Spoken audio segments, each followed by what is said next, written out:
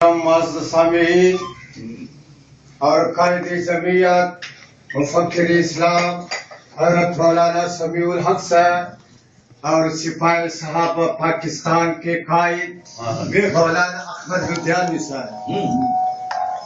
ہماری جماعت کے بانی شیر اسلام وکیل صحابہ بانی سپاہی صحابہ پاکستان حضرت مولانا حق نواز جنگی شہید، ہم اس کی صداقت کو، اس کی جرأت کو، اس کی استقامت کو ہم خراج تحسین پیش کرتے ہیں کہ جنہوں نے تحت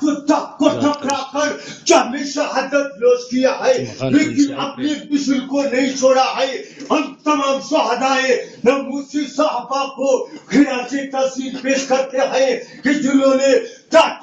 کو ٹکرا کر جامع شہادت نوش کیا ہے لیکن اپنے مشن کو نہیں چھوڑا ہے۔ اور سنو،